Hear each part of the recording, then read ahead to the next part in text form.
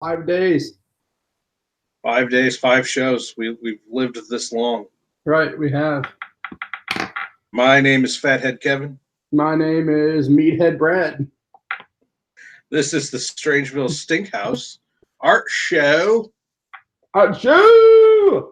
for Friday, June the 7th, 2019. The anniversary yesterday. Yesterday, the anniversary of D-Day. Yeah, I think. Yeah, I'm pretty sure. And I think the day before that was the anniversary of that Killdozer thing. What's Killdozer? Killdozer is a dude that got irritated with like his city and some of the rules, and he built this big tank. Oh yeah, and he ran the fucking tank around. Yeah, it was apparently he had like screens inside of it that he could use to see. It was like a big video game inside, but he could that's how he could see out of it. He had like it wired with cameras, and inside of it he was like a controlling it with screens and shit, dude. But that's hilarious. I remember that dude. Yeah, I think that was either the day before or yesterday or the day before that, but either way, D-Day and Killdozer, just boom boom. The day our great grandparents killed the Nazis. Yes. And today, everybody's a Nazi. It's how ironic. It's like Alanis Morissette. Isn't it ironic? Alanis Morissette's probably a Nazi to these fucking people. Anyway, let's not go down. We always get right to that precipice, and then I try to bring us back. This is an art show. This isn't a show for me to rant about dumb shit. How are you doing today, Meathead Brad? I'm doing good. I just got moving a little bit ago, and I don't have any coffee today, so that's gonna make me. I'll probably be, by the time it's done, all my fingers will be like this much shorter at the end of this show. From no coffee this morning, but I'm doing all right. I was telling you before we went on that I had a dream. I was looking at some of my art before I went to bed, and I got to quit doing that because it makes my dreams even weirder than they are. And I had this idea for this a new little story based off of one of my old drawings, and I'm pretty excited. I'm going to try to get this book that I'm doing now done by, if not this weekend, early next week, so then I can start messing around with this next idea. This next idea will be called, I think something like maybe like alien attack pigs in outer space. That sounds fucking cool. The idea of it will be this big, powerful alien leader. He's like the ruler of his entire universe, and he sends his minions out. He sends his minions out to all other universes because he wants him to gather slaves and bring them back because he's going to start taking over like the entire, like not just his universe, but he wants like total and complete control of all universes. But a couple of his minions that go out to find people are kind of slackers, and they land here on Earth.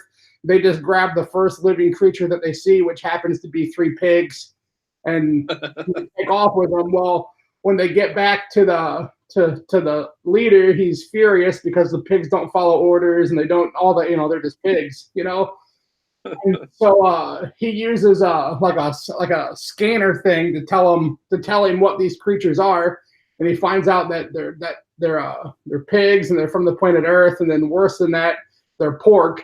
And this alien species, their only weakness is pork. It's like it's like their kryptonite, so they can't. All their weapons and stuff are useless against these pigs, and the pigs really have no. They're like kind of oblivious. They are is pigs, but they can't do anything with them, and the pigs wind up breeding and becoming like an invasive species on the planet that can't be eradicated. And some of the alien followers start to believe that the pigs are more powerful than him, because if you don't want them here, get rid of them, which causes a power struggle, but mostly just on the leader's side, because the pigs don't have a power struggle because they're pigs.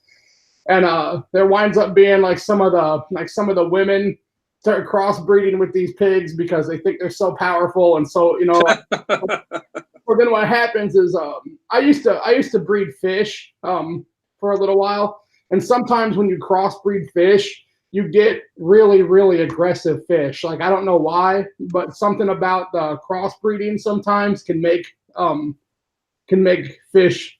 I don't know if it does it in all species, but I know in fish it can make certain fish really, really aggressive. You know. I was gonna say this show could take a weird turn here if I tell you that the same thing happens to people, but I shouldn't say that. But so they start crossbreeding with the pigs, and those crossbreeds, some of those turn out crazy aggressive, and the alien leader winds up being eaten by cross pig, his alien species, like his alien species crossbreeded with pigs, and they wind up eating and killing him because they believe the ones that are the crossbreeds kind of start to believe that the pigs are the ultimate creator of. So it's like kind of like his whole regime is wiped out by this useless pigs that they bring there, and then there becomes like a disillusion of how powerful they are just because their weapons won't work against them, and that's the end of it. That's pretty weird, brother. It's like a whole. It's like a political dynasty. Yeah, comes to an end because of an intrusive species. Yeah, I was thinking about how just like almost like what's happening to Europe right now. What? I didn't say that. I didn't say that. What's up? I was thinking about how just like how how religion's viewed and how anything really can be if it's around long enough, and people start to believe in it, then it begins to have some truth, at least to that group. I mean, you know what religions don't like pork, right? Yeah, I know. Really, dude, after I wrote the whole thing, I was like, oh man, think about that during it, just because my characters happened, like it wasn't thought about during, you know what I mean? But afterwards, I was like, oh, I wonder if that's going to irritate people. But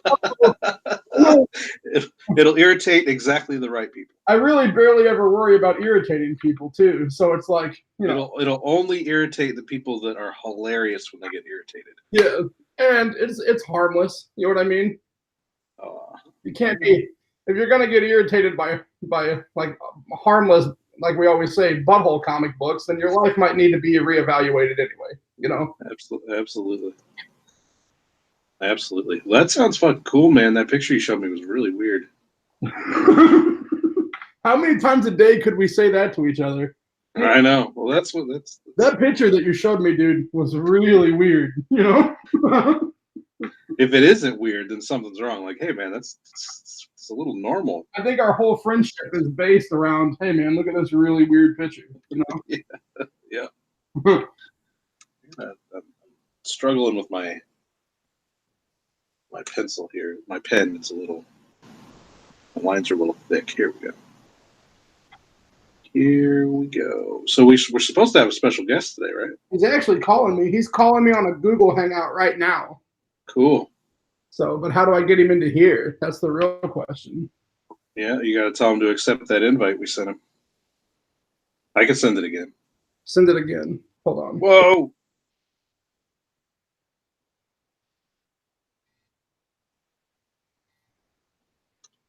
Did you send it? Oh, you want me to send it again?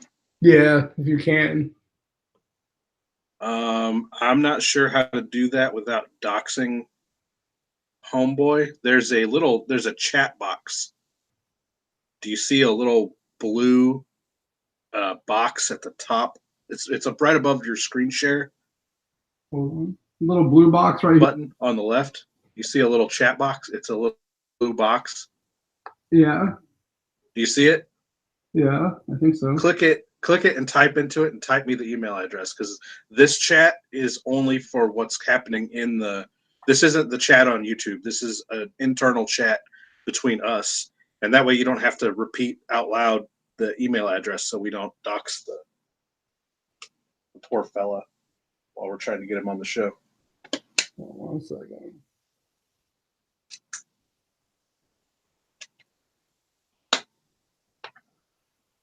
Hold on, he's messaging me.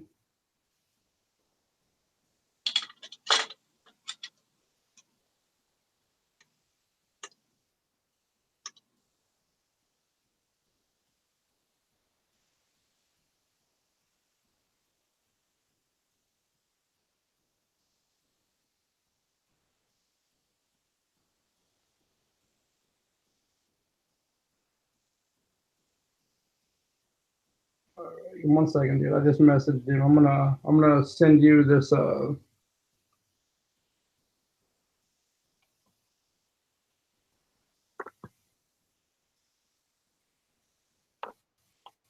Man, I am so rusty at Clip Studio. I haven't been in this program in about a month. And it always takes me a while to get going again once I get back in. It's like I don't know what the fuck I'm doing. When I spend months inking, I can't do pencils again. And once I am back to the pencil phase, I can't do the inks again. I get used to it pretty quick though. I have hundreds and hundreds and hundreds of drawings to do, so it's kind of a crash and burn or figure it out situation.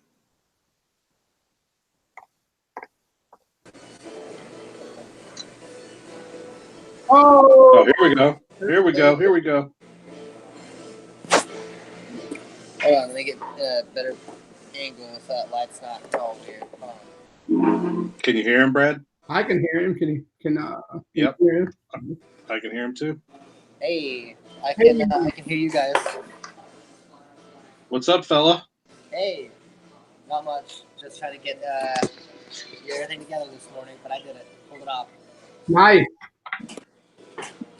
Brad, you want to introduce our guest to the audience? Yeah, this is Derek Woods. This is a artist that I followed on Instagram. I think we both follow him. We followed him for quite a while. He's got a comic book and he makes a bunch of toys and does all kinds of just overall really rad different kinds of stuff. That's me. Welcome to the show, brother. Thanks so much, guys. Thanks for having me. Is the music in this coffee shop interfering with anything? Is it loud or anything? No, you could turn up your mic a little bit though. Okay. Let's see. Is that better?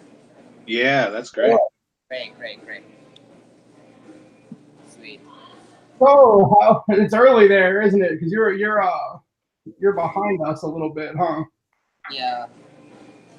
It's a little bit earlier. It's like 8, which I thought was gonna be fine. Like, yeah, no worries. I woke up at like 7 this morning, and I'm like still trying to like pull it all together.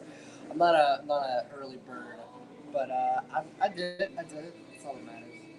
Nice. That's cool, man. We appreciate it. Yeah, we did. We were pumped to have you. Do you have a copy of your book with you there? I do. 1 second. I have no idea how to use this program, so I'm going to ask Kevin a question. Kevin, how do I get back to where I see him? You should at your tray at the bottom. You should have your. You should be able to pop up a Google Hangouts. Are you on your tablet? No, I'm on a computer.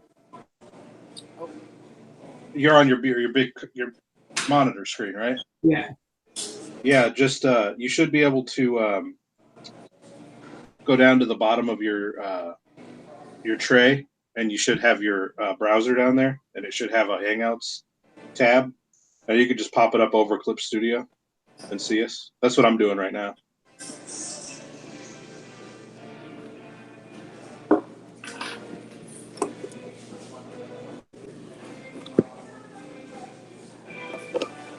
Can you do that? I'm trying to figure it out, man. Well, you're popped back, like your head's now in the shot. Looking at my monitor, so. Are you there? Yeah, we're all. Yep.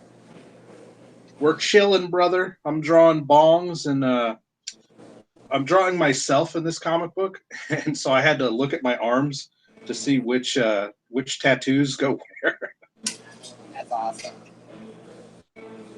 I do like in my comic. I do like a Twilight Zone style introduction and exit. So my characters, I start off and do some dialogue at the beginning of my comic. This is my first page of my 3rd issue, and then I always end the issue with a little. So you're talking, breaking the fourth wall. Like the Crypt Keeper a little bit. Yeah, absolutely. Did you figure it out, Brad? I think we lost Brad. Brad popped out. This is the show. This is how it works. I don't know if you watched any of the previous episodes, but we pretty much just lose reception, and I gotta resend him an invite. I think, otherwise he won't come back in. Oh yeah. Okay. All right.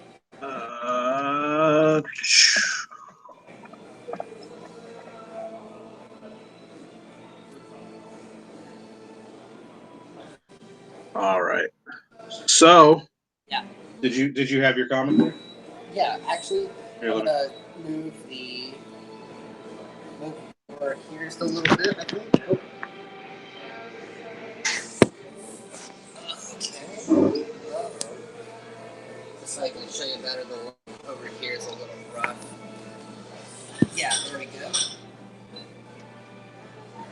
There I am. All right, and my comic book.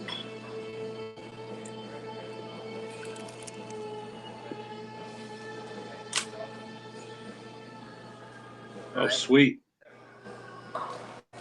Hang on, let me. There you go. I'm locked on your screen now. So, the Amazing Atomic. What's it called? The Amazing Atomic Attic Boy. Yep, that's it. It is a 16-page, I think 16-page graphic novel about the adventures of this little kind of grotesque, deformed creature. He's like, I took the idea of kind of like a lot of the old school Ninja Turtle, Toxic Adventure, kind of 90s gross out action adventure cartoon stuff, and kind of just threw myself in that world and in that realm, and kind of designed my own little character for that, and my own little universe for it. It's definitely quirky, it's definitely dumb, definitely has a lot of that gross out 90s vibes to it. It's very reminiscent of all that. But, yeah, did you watch Toxic Crusaders, the cartoon they made off the Toxic Avenger? Yeah, but actually, I was born a little late for it. I'm actually born in 1992, and I missed a lot of the Toxic Avenger stuff, but I was at the right age to catch a lot of Ninja Turtles. They're pretty much the same. Like, the same companies made the cartoons, and the same, like, like, I think it was Playmates made out of all the rad action figures that I'm sure y'all had one or two of, and yeah, one of the coolest things about my childhood, the Ninja Turtles comics, or the Ninja Turtles. I was a little young for the comics to like get into the black and white comics, the Eastman and the other guy comics. But I grew up on the cartoon and the toy line, and there was nothing cooler than watching an episode of Ninja Turtles and seeing a new mutant on the show and being able to go to the store and buy the toy. And people act like, for some reason, like maybe 10 years ago or so, people were like real critical of, or like it was like the late 90s. People were real critical of that sort of business model of creating a cartoon around a toy line and sort of like using the cartoon as propaganda to sell toys. But as a guy who lived through it, there's nothing cooler. I mean, I'm actually glad you brought that up, because if I'm going to talk, that is something I can go on and on about. I absolutely love, and I do not have a problem with it, even though it's like capitalism on crack. But cartoons to sell toys has always been a great model. Like, there are so many great toys that came from that, like He-Man, all of those action figures. They didn't need a cartoon. They got a cartoon to sell the toys, and like, you would have missed He-Man. Like, yeah, He-Man, G.I. Joe, Thundercats, Ninja Turtles. That's unimaginable to me, considering all of those are so awesome. Thundercats is like still today. Like, I can go back and watch Thundercats and not be bored in any way. Yeah, Mumra. Thundercats and He-Man were, when I was little, just like my entire reason for living. Pretty much, it was all about that. Yeah, that intro with Mumra is one of the coolest cartoon intros, man. Dude, and that song, like, it all just popped off. Like, I don't like when I'm working. I don't like. I don't know. I like a lot of music. Don't get me wrong. I like, but a lot of it's kind of heavy and fast paced. And I'll like. I'll be like, okay, or it's just like dumb folk punk music. So like, there's no in between with me. Like, I either like my music like I love bands like there's one I'm obsessed with right now. The Manx is another one that I'm really into. Like Oakley Dokley. You guys ever listen to Oakley Dokley? They're a metal band, and they all dress like Ned Flanders, and their songs are all about. Yeah, I know who that is. They're fucking fun. Yeah, they're great. So I'll be listening to that, and sometimes I want something a little bit more chill. I'll literally soundtracks of cartoons from the 80s and 90s, and just listen to like everything. Like, and when that Ninja Turtles theme song comes on, I just get pumped every time. Like, absolutely. That toy I just saw you made the other day, I think it's an Inhaler. Is that what he's called? That toy is epic looking. Isn't that based off of kind of like a drawing that you did at one point a while back too? Yeah, actually, thank you. Yeah, that's exactly what it is. I drew a couple of Inhalers, or Inhaler Asthma Attack action figures. The concept was loose. I actually tried to my first project. That glare is terrible. But my first project was actually I was gonna make an Inhaler action figure, and it was an absolute disaster. I didn't know what I was doing. I did everything wrong, and in fact, you can do a lot wrong with action figures. There's a very specific science to it. Here we go. Finally, got a good position. But, there's a lot of science to it that I wasn't ready for. Like, I made the arms kind of rubber hose cartoony, so they were kind of tubular, but kind of like larger at the end, like the fist was kind of large. Whenever I made a mold of that and tried to lay that out in plastic, I didn't cut around the fist, so I couldn't get it out. It was just like locked in the mold. Yeah, it was like stuck back in there. Like it was just and the arm was so thin and that hand was so huge. It was just like a plug. And I didn't realize that, and I ruined that action figure. Also, when you pour in the liquid plastic into the silicone molds, it has to fill every cavity perfectly. And I don't know. That action figure was a real disaster. So I went back and I started thinking about action figures that I loved and started sculpting some more legs that were more traditional, bulkier. Ninja Turtles, He-Man. The thickness is real on those figurines. When you look at those He-Man I think was even maybe thicker than Ninja Turtle. When you look at the old He-Man and I remember having some Thundercat action figures that were, they were probably close to the old G.I. Joe size, Right. When I was a kid. So yeah, those old 80s and 90s, some of those toys were really hefty pieces of plastic, really, when you look at what they really were, Yeah, and there's a reason for that, because that's so much easier to cast, mold, and sculpt. And the more you can figure it out, the more you can sell, and the parts are very interchangeable. If you look at He-Man's legs, it's the same legs on, 20 other characters. It's beautiful. And my favorite character from the correct me if I'm wrong, is it Kenner who makes He-Man, who made the first He-Man figures? Who knows? I don't know. Well, Kenner, Hasbro, Mattel, it's all the same. Yeah, right. Did a lot of mix and match. My favorite mix and match though is Stinkor. He is he's the skunk guy. He's a repaint of Merman, who's the fish guy, and his armor is off of another character. His crotchal region is off of another character. He's literally there is not an original piece on Stinkor, I don't think. It's just a hodgepodge, like a mix of, yeah.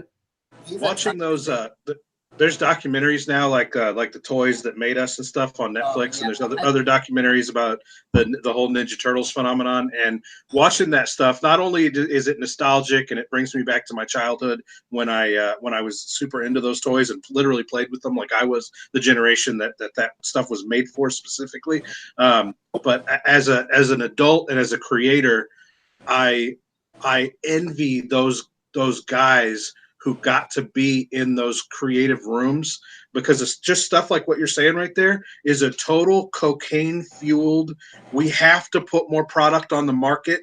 Their demand is so high. We're making so much money off of this. Let's just fucking slap together the legs, the arms, and the armor from another guy and repaint that motherfucker and get it out. Because guys like us, we're all starving artists, and we struggle to sell 5, 10, 15, 20, 100 of our comics or our movies or whatever it is that we're doing. But imagine being in a creative environment where there's such a fucking demand on you for product that you are grasping at, because they tell stories about how they started like using sculpts of their own faces and stuff because they totally ran out of ideas. They had done every idea they could possibly think of, and so they started making themselves into toys. I would love to be in that type of environment. Yeah, I couldn't imagine. Like I feel pressure, you know, like especially like I do a lot of cons, and well, I don't do a lot of cons. I'm working toward doing cons, and just that alone is like a ton of pressure. I don't know. Are you guys familiar with Lowbrow Con? I don't think so. What is it? It was like a big thing. Like you know, I don't know if I'm supposed to, you know, name drop like other artists on here, but oh yeah, dude, whatever. Anything goes. We don't see if they care, you know. Yeah, right. Yeah. We might be watching. I don't know. There's artists like everywhere. Yeah. Like, I mean, if you name them, they were there. It was a big fest in Portland. Like Craig Gleason was there amongst. What that? Was it Gross Encounters or something? Gross Encounters. Gross Encounters now, yeah. And I'm lucky enough to be a part of it this year. And it's like the reason I got on Instagram was to look at these artists. Like I had picked up, actually, do you know Wizard Skull? Do you guys know Wizard Skull?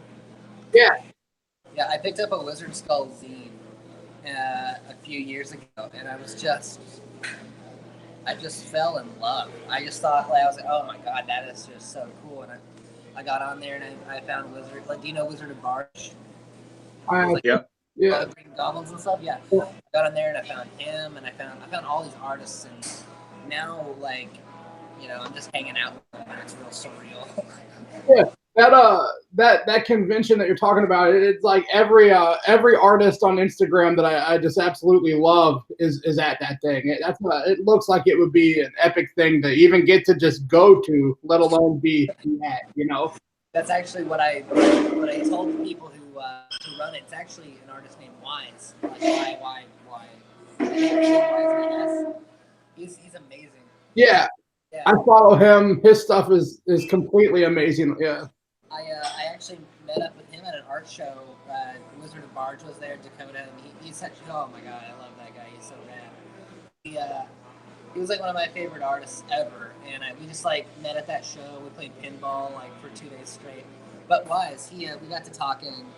I met him. We like all went out for beer. If you don't follow Mr. 56, you should. He's an awesome tattoo artist. Like we just went out and had fun, and I don't know. I was hanging out, and it was great. And then not too long after that, they asked if they had an opening for Lowbrow. Not Lowbrow, I can't call it that. Or Gross Encounters, and I was like, hey, who's interested? Because I already said I'd help out, like setting up stuff. I was like, I'm interested, honestly. And then I don't know. That's all it took. I was in, and there's such an amazing. Like when you get on Instagram and start looking at lowbrow artists and just underground artists, there's such an amazing community of that on Instagram. And then I have never talked to someone on Instagram that wasn't just like 100% pleasant. You know, the art community on Instagram it's wonderful. A bunch of really chill, cool dudes that just love gross art and love to draw weird shit and celebrate each other's weird shit. Like I don't see a lot of really egotistical competition going on. It's like everybody's just cool and wants to promote art. Yeah. If someone's got someone that you look at can have 50 followers or 50,000, and if you're like, hey man, that picture's awesome, almost every time they'll comment back and be like, thank you. That, you know, it's just a tremendous cool community on there, and I love it. So this show, Gross Encounters, is it invite only?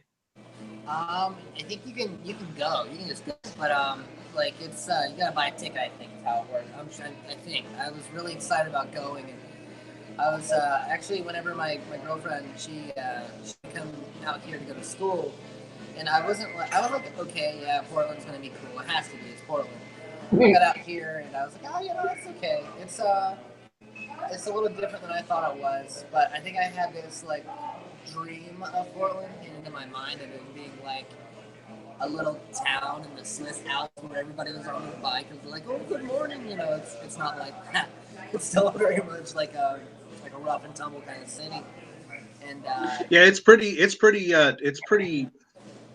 kind of dirty. It's kind of grimy. I've been to Portland several times, and my first experience in Portland, I landed at the airport, and then we drove into the city, and I saw a grown woman wearing a full-size Pikachu onesie walking down the street. I was like, I guess this is Portland. That's what it's like, man. Yeah, like I was just chilling out the other day, and a guy on like one of those giant 18th century giant wheel bicycles just rode by, and I think that guy's a dentist. It's out parked by his dentistry practice. So yeah, you never know. Yeah, but, Portland's got really great businesses. There's just tons of really cool stuff. Like I'm sure you've been to the Lovecraft Bar. Actually, I just went to the Lovecraft Bar the other day, and it was been on my to-do list. I went there, and I was just like, yeah, this place is pretty rad. I mean, you really have to be like a 90s goth douchebag to really enjoy it. Yeah. But I was a 90s goth douchebag. Like we had goth night at this club called the Galaxy in downtown St. Louis, and we would straight up wear capes and fucking and vampire fangs, and it was and all 100% industrial music and 80s music, like 80s synthwave. That industrial, like Queen of the Damned kind of goth. Exactly. That's such a rare, like, I don't know, that's such a forgotten, beautiful part of, like, it's rare now, but when we were young, it was fucking everywhere, man. That was the thing, dude. It's rare now, but I remember sitting in driver's ed class, like, and there being like 6 or 7 dudes in there with like cry eye mascara on, you know. So, and that was common, you know. Like you look around and be like, "Where's that dude's mascara?" Like more guys had it than they didn't, you know. So that's what's cool about the Lovecraft Bar in Portland is you walk in the door and you're like, it's the fucking 90s again. This is 90s goth all day long. I'm a girl. What am I gonna do? You know. Like so Depeche Mode in there, it's insane. Like I like it a lot. Like I want to go back. I thought that place was super rad, and of course, like you said, there's so many good businesses out here. I think I've gotten wildly off track though. Oh yeah, I came out here. Okay, yeah. That's kind of the theme of this show. This show could honestly just be called Wildly Off Track, and it's not terrible. But I came out here with my girlfriend. She wanted to go to school and do her thing, and you know we were excited about it. And we got out here. It's like, yeah, cool. This is gonna work for me. I'll just go to Gross Encounters. I think that they cannot call it that legally anymore. So because it's there's a whole mix up with somebody else having the rights to that name. So I'll say Gross Encounters from now on. Just slap myself on the wrist. Gross Encounters, yeah. I'll just go to Gross Encounters and everything will be fine. I'll look for it. A lot of my artists are out here, you know, and they definitely are, and they're doing it. They're just slaying and killing it. I went to an art show where I thought some of my favorite artists might be, because they had some prints of like Wizard Skull, Nick's work, Robotic Arms. You guys know Robotic Arms? I don't know if I know him, that one. He's got like a black and white kind of rubber hose, cartoony kind of thing going on. There's also you guys know Killer Acid. Yeah, I followed him. I followed him for a while. I met him there, and he was actually, if it wasn't for Killer Acid, none of this would have happened. I walked up to him at the bar. I was really nervous to talk to Wizard of Bards to Dakota because I respected his work so much. Not that I didn't respect, Killer Acid or anything, but Killer Acid is such a warm, beautiful personality that when you get around him, you're like, oh, this guy is just so great. So he sat down. I sat down beside him at the bar. He gave me a drink token, and we started talking. And I started talking about how, like, I was like, "Hey, like, I'm not sure because he never shows his face, but is that Wizard of Barge over there?" And he's like, "Yeah, let's go meet him." And I like crapped my pants, And we went over there and we talked, and me and Dakota, we hit it off. And the next day, we went and played pinball at Ground Control here in Portland, which is the coolest place. It's got everything from like Elvira pinball, Simpsons pinball. It's got the old arcades. It's like full of pinball, full of old arcades. It's arcade games, and it's just so cool. It's like, yeah, super cool place. I loved it there, and we spent like a day there, and then we, of course, Sizzle Pie. I'm sure you guys know. Yeah, Sizzle Pie is a pizza restaurant that has the fucking coolest heavy metal T-shirts for a fucking. It's just a pizza. It's just a pizza restaurant, but they have such great branding and marketing. They're like, I didn't end up buying any of them, but I wanted to buy like 4 of their T-shirts while I was like, that one's badass, that one's badass. This is great. I actually wrote them into a novel. I went out to the Oregon coast and wrote a novel with one of my friends that lives in Portland, and we ate at Sizzle Pie right before we went to the coast, and I was like, I'm putting that fucking pizza restaurant in this book. That's awesome. Did you there's an artist I really like, Boss Dog. I'm dropping all these artists' names, but that's cool. Yeah, Absolutely. I follow him too. Yeah. Yeah, actually, I have his Sizzle Pie Pizza Slayer T-shirt. He actually recently started following me, which is great. Like a lot of these artists I'm mentioning are they follow me, and I talk to him now, but I haven't met Boss Dog, so having that was cool. I'm not gonna go on and on about that, but who's following me, who's not. But it's really exciting though, because every artist that I have been enamored with or been in love with, like, they follow me back now, and it's just like in love with their work, you know what I mean. I love it so much. That's what I love about the community on there, like, because I'm not like, I don't have 1 million followers yet, I probably never will. I'm working my way up. I'd love to be setting comfy about 10,000. I feel real nice. I'm working toward it. That Instagram grind, it takes some work to build that. It isn't a thing that just happens. You gotta. It takes a lot of work to get that going. My page actually, I don't know, a lot of my page started off as I was a fish breeder, and so my page started on there with my fish, and then I just one day was like, screw this, man, I'm done taking care of all these fish tanks. I get rid of all my tanks, and I want to put some pictures of my drawings on there. So my page is having this where it's like all these old cichlid guys are like, why is there all these weird, why am I getting all these weird butthole pictures in my feed all the time? So I have like people start following me that are art related, but at the same time, all these people that were following me because of my fish are like going. So my page is like, my follower count is all over the place right now because it's like a transition of people that are like, I want to look at fish, and this guy keeps posting vomiting gnomes on my but yeah, building that following on there, it takes a lot of work. Those guys that have followers like that, we're looking at guys that have 20,000, 10,000. Yeah, that's a real dedication and hard work that those guys do to get that. Yeah, we talk a lot on this show though about the sort of the realism and the interaction between the fan and the creator, and it's a good thing to keep in perspective that if even one guy is super into your stuff and inspired by what you're doing, that's an accomplishment. And to always be after that number count, it'll never, like you're saying, it'll be cool to get 10,000, but once you hit 10, you're going to want 50, and once you hit 50, you're going to want 250,000. And the real thing to keep in mind is that some people that only have 500 followers have 500 people that love everything they do. Some people that have 10,000 followers only have 50 people that love what they do, and the rest of them are only following them tangentially. You know, it's those numbers are deceiving and misleading, and it really is just about you having that personal relationship with your fans. Yeah, I gotta agree with that. Like, I can't say anything negative about my fans. God, I can't even. Yeah, I couldn't. Like, you couldn't make me. You couldn't twist my arm and make me say a bad word about anybody who's like supported me or followed me or wanted me to succeed or just genuinely enjoys my dumb shit. Like, oh my God, like as a kid, you know, I was kind of a sick kid. I had a lot of health issues. You know, and I couldn't really do a lot of the things that a lot of the other kids were doing. And it was a real bummer. And I really kind of became a little introverted. Like, I really focused on my art, and I really wanted to.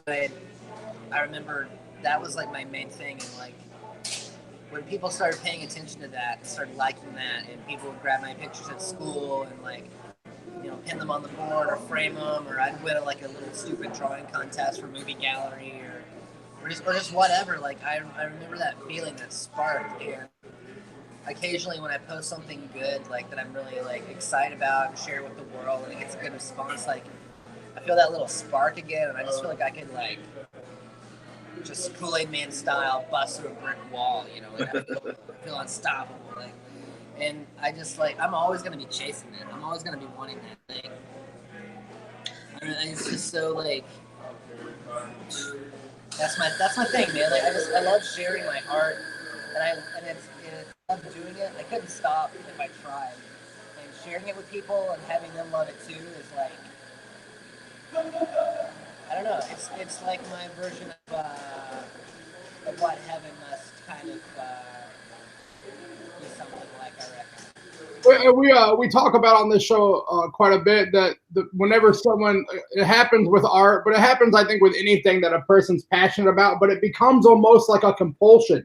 Like you enjoy it so much, you love it so much, and it becomes like the thing that if your whole day's terrible, you know, and you have all these different hard parts, but if you get to even spend a little bit of time doing that thing that brings you that feeling, it just makes everything else worth it. It makes everything else cool. It can be, and that's what's great about art in general, or anything that a person finds that love for, that it allows you to just everything else that you know, because like in life you have all the things you love to do, and then you have all the things you have to do, you know.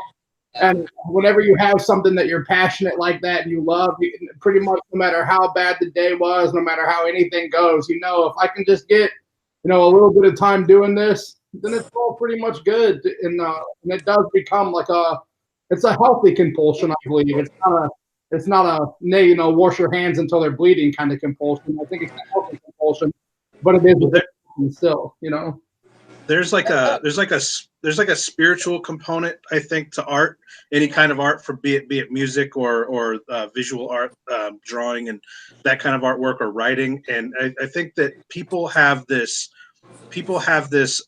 this need to connect and communicate with other people, and to sort of have their experiences and their emotions kind of validated by others. Like, is this real? Is what I'm feeling valid? Is this a thing that other people feel? And for introverted people like us, people that don't necessarily can't go to a party and sort of work their way around the room and small talk with everybody in the room and end up being everybody's best friend by the end, more introverted people, we have to use other means to communicate. And especially when you have like really weird senses, a really weird sense of humor, or sort of a dark sense of humor, creating this kind of like really outsider, weird, lowbrow art, and then having other people laugh when when they see it and get into it and be like, man, that's fucking funny. That's our way of sort of validating our experience. And it really is, for people that aren't artists or people that aren't creative, and have more of a sort of a healthy social life, need to understand this is our social. This is how we connect. This is how we connect and communicate. I draw dicks and buttholes because it makes people like Brad laugh when he sees them. and that just it's just a way to talk to each other when words sometimes fail us. That's cool. I'm glad you said that, because I guess my introvert friends, because I'm weird. Like I've even taken excuse me, the I don't know what what is it test, what your personality type, whether you're introvert or extrovert test. And I fell right smack dab in the middle, and like, cause I didn't know what I was gonna end up like. Cause I do go around the party and I make friends with everybody, but at the same time, that to me, like at the same time, like I think that's where I just feel what you said so much, because that is not anywhere near as. I mean, I can talk to the coolest people. It's not nearly as rewarding. Like it's speaking the language that you're talking about speaking, the language of like, this is something dumb that I love. Look at it. Oh, you love that too. That's so fucking cool. Like that is just, there's like, am I allowed to curse on this show? Absolutely. Yeah. Cool. Oh, okay. I just caught myself there. I've been trying to hold back a little bit, but anything goes, brother. Anything goes. I'm a real piece of shit, so I'm trying to yeah, that like language, that connection, that art language, that art synapses, that connectivity between people who understand it and people who don't is just something that is. I think you used the word spiritual. I'm gonna say that as well. And if you didn't, I'm gonna say it. I think you said spiritual. Yeah, absolutely. I'm a strong believer in a spiritual aspect of our personalities. That's the only aspect of it I believe in, really. Like I feel like I don't know. This is my fucking church, right? You know, like, right. Crazy. Well, right. Let's hang on. What? Bring that. Hang on. Bring that comic book back up. Let's really get into this, because you showed the cover before and you kind of talked about what the influence was. Let's see some of this. Let's see some of this comic, and tell us what your what made you what actually got you motivated to actually create the thing, and tell us a little bit about the creation process. What tools you used to get it out there and all that. Yeah, absolutely. That sounds great. I can gab about the payoff for me as an artist to do art all day long. It's infinite. But this is my comic book, The Amazing Atomic Attic Boy. It was done in Procreate, which if you have an iPad and you don't have Procreate in your artist, you are severely you're making a mistake. Like it's an awesome program, Procreate. Yeah, absolutely. I have been, I don't know, like, even though that my follower count isn't like quite as high as some of the big dogs, I've been like, still, I feel really hitting the nail on the head lately. I kind of jumped in at the time everybody got Procreate. I kind of jumped in at the time everybody started doing action figures. I feel like that's going to be the key to my inevitable, my shit catching fire or whatever. That's one you gotta stay in that curve on you gotta stay with what's hot, what's cool at the time, and you do that really well. Thank you so much. That's good to hear, because I've really busted my butt to try to get that to accomplish that. But anyway, my comic book didn't Procreate. I did a very kind of like he could be an X-Men, he could be a Turtles villain. He could be, I don't know, he could be a lot of things of that nature. He's very, like, pathetic and gooey, sloppy. Like, that's my favorite type of hero. I love the underdog, I always have, and he's actually not big at all. Like, in my comic book, without giving too much away, I'll show you a couple panels that I really enjoy. He fights several different people in this comic book. My favorite villain being Meat Hook. Oh. He's a big meatball, and at the end of the there's hooks, like pirate hooks. I really like this art style. It really gives me a Simpsons vibe. Oh, thanks. Seems like Simpsons are a big influence on you there. They are. The Simpsons are a huge influence, especially color palette wise. Like, I worked with pastels a lot.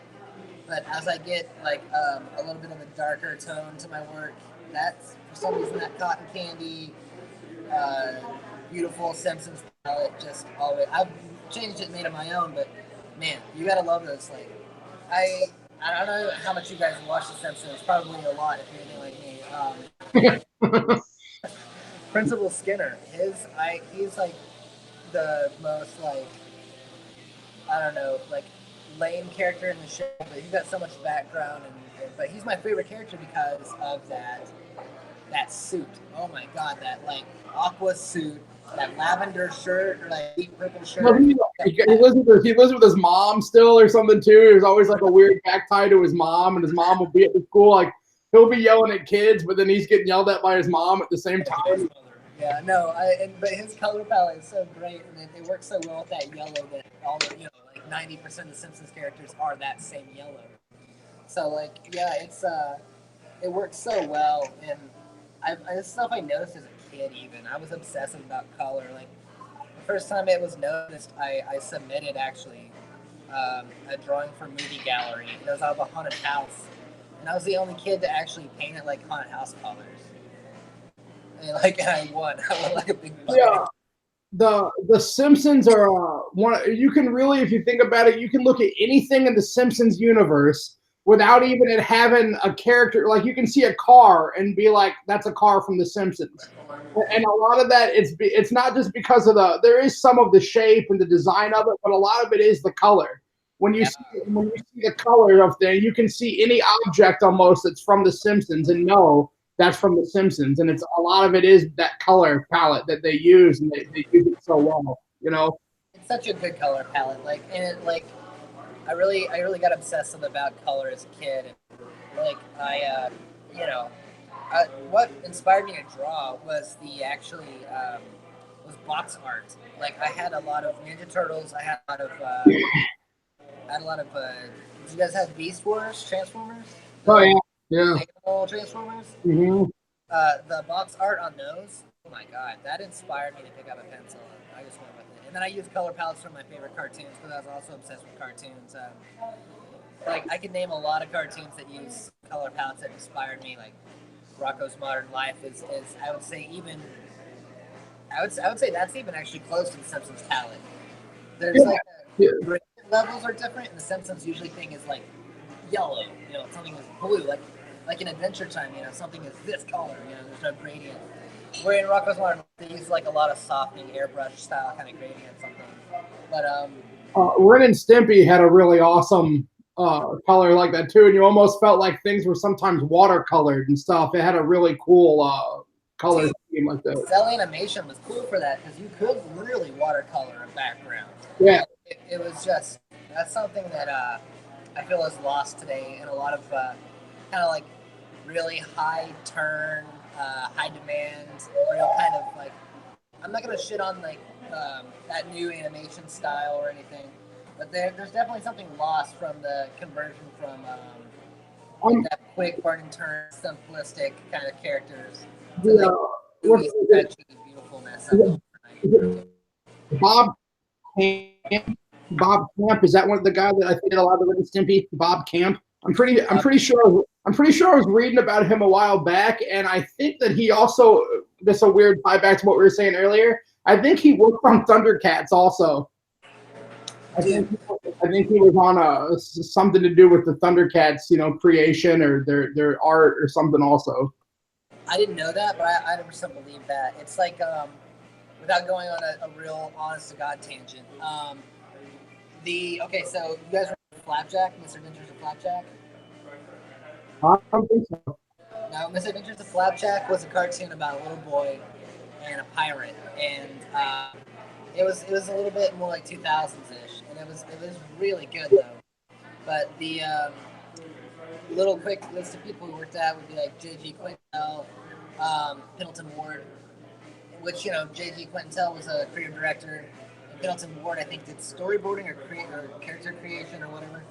J.G. Quintel moved from Flapjack after Flapjack got canned, worked for Cartoon Network, and moved to doing his own show called Regular Show, which I'm sure you I know that for sure. Yeah, and then Pendleton Ward went on to create Adventure Time. So like it's so fun how I loved Flapjack. It actually broke the kind of the normie kind of cartoons that were coming out. Like Powerpuff Girls was very on model. They're always so stiff. They always look like that kind of like big head, exactly the same, always the same kind of character. And Flapjack would get off model, get gooey, get stretchy. Adventure Time does that, and regular show definitely does that. So it was very cool to kind of break that cycle of like, and you know, I can't even tell you how many more things came after that. I really followed that whole. It's cool to break model. They don't always have to look just like this. You know? I always loved Cow and Chicken too. Do you remember Cow and Chicken? That was a great. That show is a slam dunk. All full. It was like Ren and Stimpy, where it was full of all this weird grossness too. You know, all this weird gross stuff. Yeah, that was a great cartoon also. So, what's the plan for you in the future? You're gonna make more I mean, I know you probably plan on making more toys. I know you're gonna be drawing forever. You plan on making more comics. You plan on this. What's your overall? You know, what's your plan for the upcoming? You know, year. Or you got more plans going. You got things in the works. I do actually. I've got a couple of big projects I'm cool talking about.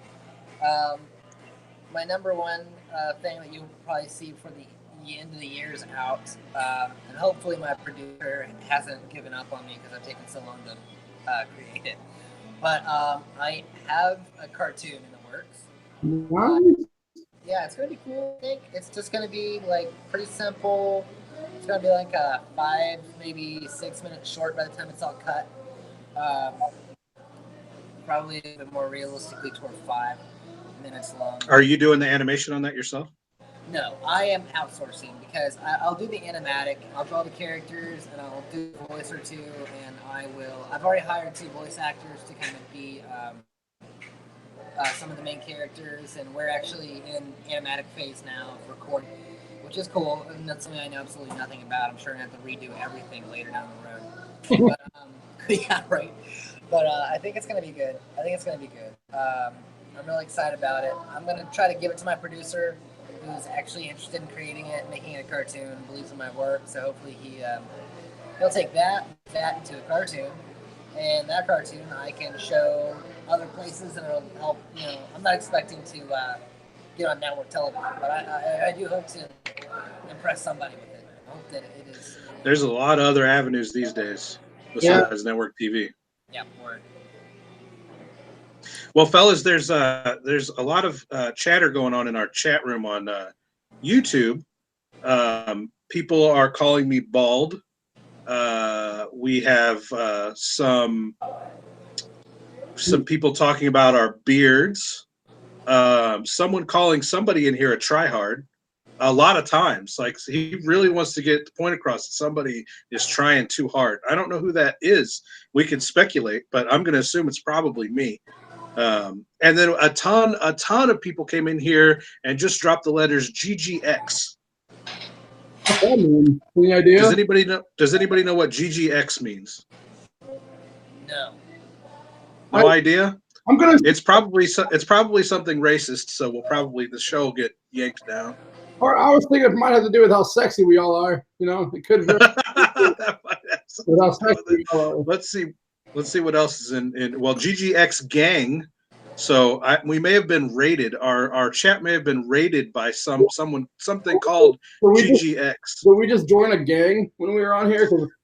I'm not sure. Someone says the Northern White Walkers. This is, I don't know what's happening in our. And then we have another. Someone is asking if there's any KK Onas. Holy Mother KK Onas. I don't know what that is. I'm going to assume that is some sexually deviant code for fat men with beards. Anyone that talks to us only speaks in some weird gibberish of some sort. No one uses real word in the KK Onas and GGXs and PPODs and FFY TTOs. I think we got raided by somebody. I don't know who it is though, but I'm happy that someone's paying attention. Even if it's just paragraphs of comments, it's like no one knows what any of this means. Hey, but when your show's getting started, if you don't get those internet trolls that come and raid your chat, Yeah, well, I mean, I wish our world could just, these people need to just be, upfront about it and be like, fuck you, fatty. Don't hide behind a bunch of GGXs, just come out and be like, fuck you, fatheads, Maybe by next show we'll know what the hell GGX means. Maybe it doesn't mean anything. Maybe a bot just came in and shit in the chat. I'm gonna do some Googling, try to figure this out. We're about to the end here. I really appreciate you coming on and hanging out with us, brother. And I don't even think we sort of touched the surface of what you got. A lot of stuff going on. Working on a cartoon. You got your comic there. You do toys. I really want to do my own line of toys. So I could have spent an hour really picking your brain about how you do those DIY mold toys. But do you want to talk a little bit more about the toys before we got about 10 minutes if you want to really dig into the process and how you got started with making toys? And do you bring any of the toys with you? Do you have any toys you can show us? I wish I did. I absolutely panicked when I saw what time it was, and I backflipped in the coffee shop. I forgot to grab one. Actually, I had one sitting on the front of the dash, just in case anybody doesn't know. Currently, I am sure no one does. So, but I'm traveling right now. I'm actually I'm not native to Portland. I've transitioned here. I'm actually kind of got a kind of a mobile art studio going on. I turned my van into a big. It's full of art, it's so full of art, and it's just I'm traveling around doing cons and shows. And it's my kind of my dude. One of my big goals in life is to convert a van over to solar and drive it around the country and really do what you're doing right now. Do you have the solar setup and everything in there? Yeah, I do. It's actually, I'm glad that's funny because well, it's been rough. I'm not the most.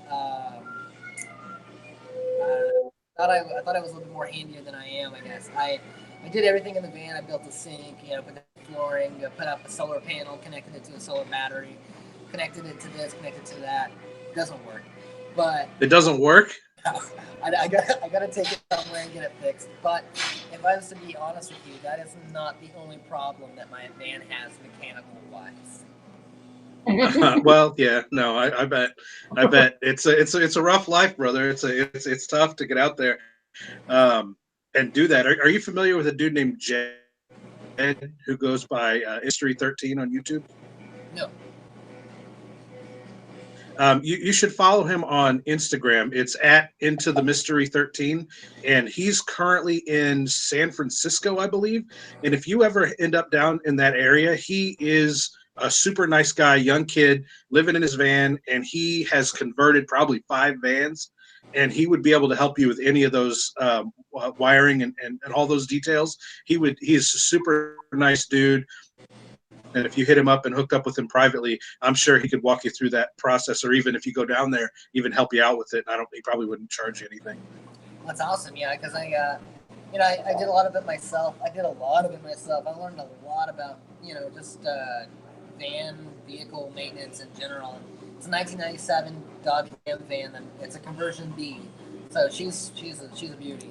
I could talk about that for probably 10 minutes. But my toys. We forgot about the toys. the dreaded van talk that can just woo, Yeah, no, yes. Get me talking about my van. Actually, we got. I named her Blur from Transformers. Blur is the fastest Transformer. All the time like this, and he's in the movie and stuff. And talking super fast like the Micro Machines man. And I loved it. I thought it was so cool. And then I named my van that because it's the polar opposite. That van is not fast. That van is the slowest thing. Blur. Yeah. So it's funny because I named it Blur. I got Blur painted on the side of it. So. The blur is all the other cars shooting past you. That's the blur. Yeah, I'm like the. Yeah, I mean, it depends on your perspective. Yeah. But yeah. So my toys, the process real quick because it is a process. I'll drop some names of some products that I'm using because I found them the most helpful versus other things that I'm gonna shit on a little bit. Umu is not the is like the really like go to starter silicone mold stuff, but gosh, I got maybe 3 or 4, realistically maybe 5 pools of characters from it, which is when you pour your liquid plastic and you yank your character out. It's a pool. Ninja Turtles, I did a Blinky Ninja Turtle. Blinky from the Simpsons, a 3-eyed fish, and turned that into a Ninja Turtle. So his hands are very Ninja Turtle. They've got kind of a cup, like a weapon holder thing going on. Yeah, that toy is awesome. And doesn't he have like things that come off of his belt and stuff too? He's got a belt, and where the nunchucks are go, he's got 4 fish stuck in it, little plastic fish, and you can hold them, and you know, it's fun. I was really proud of that. That was, I think, one of the first ones I saw, and I thought that was such an awesome design and look and everything. You have a picture too that dude was based off of too, I think, don't you? Actually, it was all conceptual. Like I was like, yeah, this is what I want to do. I really hope I can figure it out, and then I just went for it. And I got obsessive about it. But don't use Umu if you want to make your own action figure silicone molds. Go with Dragon Skin, which is made by like Smooth On. Then they have smooth cast liquid plastic. If you get that sticky resin from like Hobby Lobby and stuff, it's going to take 16 hours to cure, and it may not even do right. I had a lot of air bubbles, a lot of problems with it. So smooth cast, 325 or 327 I use, which is like the best. And then I say go with Smooth On's Dragon Skin. I hope that's the name of the company, Smooth On. But yeah, Dragon Skin is the best latex, or silicone, excuse me. Best liquid silicone. Because that's, I actually had a box fall off the back of my van. And I was like, woke up, I had worked all night. I put a box on the back of the van. I was loading stuff in the van from having a night at the hotel. I drove off and left the box of art supplies on the back of the van, and it had fallen off down the road. Oh, no. And somebody had ran over top of it. And that Dragon Skin is so tough, I didn't lose any of those, and I lost all the Umu molds. That ought to be like that company's promotional commercial or something, you know? It's good stuff. It's go with Dragon Skin. You'll get 1,000 pulls from it. It won't tear. It won't rip. You really have to. So basically, what I do is that I've been a clay. I've worked with clay a lot my entire life. It's my second favorite medium besides like marker or illustration. So, which I use a lot of Copic or Copic markers. I've heard it pronounced both ways, and people argue which way is correct. With potato. Yeah. Anyway, let's see. Yeah, I like clay sculpting. So whenever you can make something out of clay, and then you put it in the microwave or in the oven, however you choose to do it. It's supposed to be oven baked clay, but sometimes I just drop it in some water and put it in the microwave, and that seems to work after about 5 minutes. So that's cool. Take it out, put it in a silicone bath, and let it cure for a few hours, depending on your silicone. Mine takes like 16. Then you cut it in half, pull your clay out, clean it out, make sure you don't have any clay particles or residue, spray mold release in it, and then pour liquid plastic in it, and hope to God it looks like what you wanted it to look like. And then you paint it afterward, like paint all your stuff onto it afterwards. Yeah, I don't know if you guys are familiar with, which I'm a little bit of like a high fantasy kind of fellow. Like I really I like D&D a lot, and apparently there's, which is something I just fell into. I did it ironically at first, and then I was like, oh no, I love this. I don't. So there's that. Warhammer is the name of the other thing. It's another big tabletop RPG people buy a lot of parts and accessories for. They have a paint line called Citadel, and that stuff is like, I used to do models as a kid, and I had really cheap, shitty model paint that came with the model that was just garbage. I thought all model paint sucked. Citadel, dude, oh my god, that stuff is like, so those are all my, those are the things. I'm not hired by any of these. I'm not being paid to advertise. He takes a drink of he's like, yeah. Citadel things are really expensive, but they I have some Warhammer stuff, but I'm very poor, so I've used mostly cheap like Walmart acrylics on them with exactly the kind of results you would expect. But I have friends that actually they shell out for the Citadel paints, and their shit looks really good. Yeah, it's worth it. Like I got like that very like of course when you post a picture or something like that, you want to like make sure the lighting's right. You want to make sure that it's like a little bit softer, and you take out a little bit of texture just to make the picture really pop on Instagram. Edit just slightly. But honestly, that picture I posted, besides the volcano in the background, there's not a lot of editing on it. So that was a real volcano. That wasn't a real volcano? You mean? It wasn't a real volcano. I have to be honest here, guys. You Shanghaied us. Well, fellas, we've reached the end of our hour. We will put some links in the description to find you on Instagram, so people that would like to find you and like to find your products and stuff like that will be able to go right to that link and click it and check you out, man. Thank you very much for doing that. Yeah, but you can go ahead and shout that stuff out though. Where can people find you? Just Moldy Old Cider on Instagram, all one word, at Moldy Old Cider. There's a link to my Etsy there. That's probably the easiest way for me to just shout that out real quick. Etsy changes probably about once every 2 months because I'm lazy, but I'm always putting new stuff on there and selling new things. Comic books are up there. Anything I'm making's up there right now except the action figures, because I'm going to do a nice solid blister pack on those. But yeah, there's that. As far as shouting out anything in particular, that's just about it. I'm just trying to build that Instagram and do that game and that sort of thing. Also, that's about it. Yeah. That's cool, brother. Well, thank you so much for joining us today, and we'll definitely have you back again in the future, because I think like I said, we barely scratched the surface. You're a very busy fellow with a lot of irons and a lot of fires, a lot of things that I'm really interested in. I'd do an hour with you just talking about van bullshit. Yeah, sure. Yeah, if you guys ever want to talk, just message me. I'm very down to just shoot the shit. I do this. I do art full time now, so I've got time to kill in a sense. Like I said, I'm pretty busy. I can talk. All right, Brad. Brad, any last words? No, I think I'm ready to bounce too. Thank you very much for doing it. It was fun, and we'll be back. We'll be back on here Monday, and go check out Derek's stuff on Instagram and get in that Etsy shop and get some of that good. Absolutely, right. Everybody. As always, stay strange and stay sticky. Yeah!